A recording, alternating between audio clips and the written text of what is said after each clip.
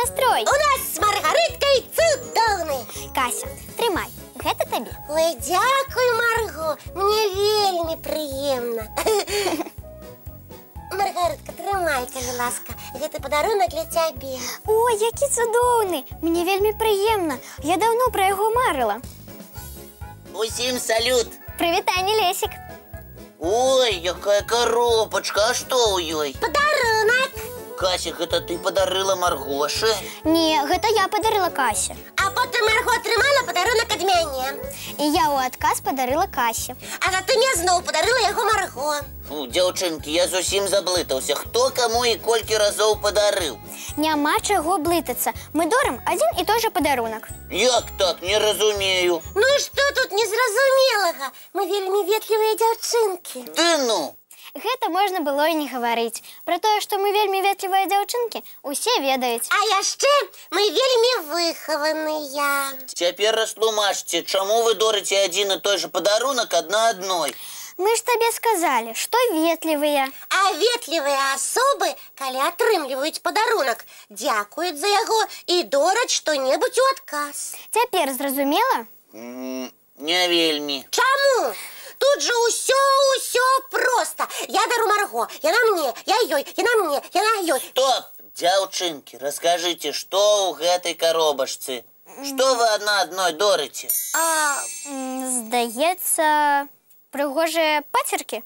Вы што, нават не паглядзелі, што ў коробачцы ляжыць? Паглядзелі, але ветлівыя асобы як мага хутчэй дораць што-небудзь у адказ. Ім няма часу любавацца падарункам. Ну вы і прыдумалі. Ветлівыя асобы наадварот разглядаюць падарунак, прымяраюць. А мы вырашылі, што трэба хуценька зрабіць падарунак у адказ. Ага, а хіба вы забыліся, што дарыць тое, што табе падарылі, зусім не ветліва?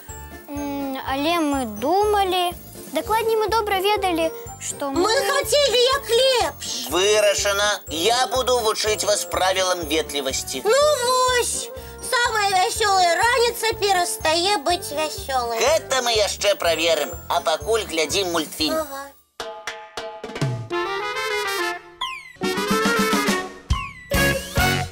Усе гатовыя да ранішніх правілаў ветлівасці? Яшчэ як? Тады даю заданне. Хто першым павінен узяць яблык з талеркі? Дапамагайце, калі ласка. Хто з вас ужо гатовы даць адказ? Я! Першай няхай бярэ яблык. Марго. Чаму я? Таму, што ты дзяўчынка і таму, што ты моя лепшая сяброўка. Сябры, гэта правільны адказ? А я лічу, што трэба зрабіць не так. А як? Толькі не гавары, што трэба аддаць яблык Лесіку. Я прапаную падзяліць яблычак на роўныя часткі і пачаставацца разам. Ой, а я пра гэта і не падумала. Маргарытка падказала вельмі цікавы варыянт. Падзяліць вітамінны прысмак на ўсіх. Толькі на 3 часткі адзін яблычак так проста не падзеліш. Ну, няхай адзін кавалачак будзе трошачкі большым. І каму мы яго аддадзім? Я прапаную Касе. Ой, дзякуй.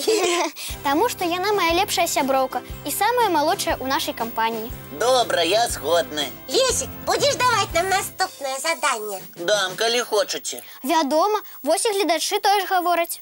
Лесік, загадвай, толькі адразу адкажы, зноў што-небудзь вітамінна-смачнае будзе? Не, зусім не.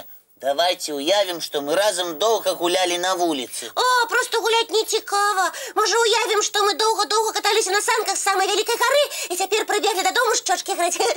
А пры чым тут правілы ветлівасці, Лесік? А пры тым, што мы хутка прыбеглі і зараз спрабуем адразу ўсе уціснуцца ў дзверы. Як гэта атрымаецца? А неяк вось так. Не вельмі ўдалае сутыкненне адбылося.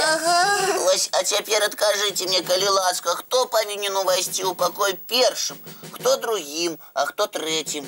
Хто з вас можа разабрацца ў гэтай арыфметыцы ветлівасці?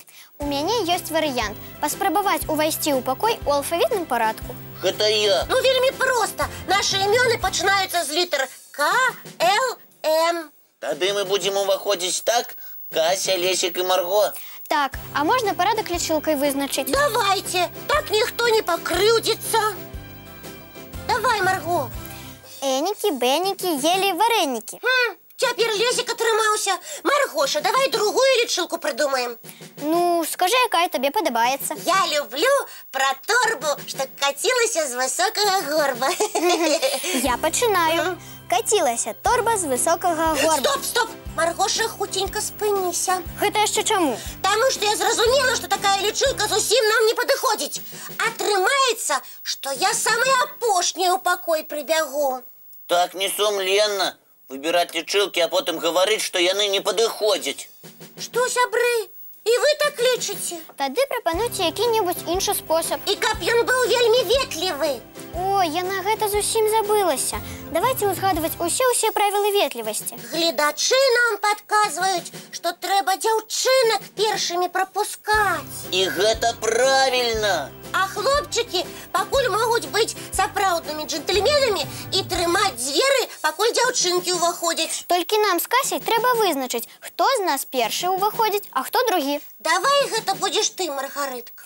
Дзякуй, Касечка, але ты меншая за мяне. Уваходзіць першай павінна ты. Дзякуй. Прапаную увайсці па ўсіх правілах ветлівасці і заняць месца на канапе. Таму што мультфільм пачынаецца.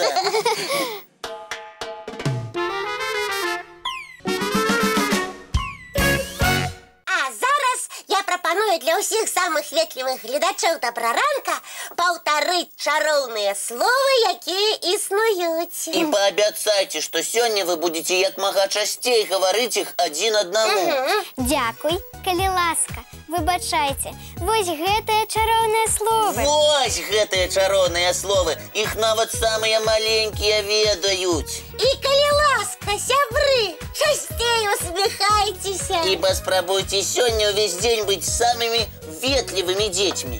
Цікава, як гэта ў вас атрымаецца. Я ўпэўнены, што на выдатна, таму што гледачы Добраранка лепшыя з лепшых і самыя выхаваныя дзеці. А зараз час развітвацца. І давайте дамовімся пра нашу наступную сустрэчу. Якая адбудзецца заўтра зранку. У нашым Добраранку! Будзе, як заўсёды, не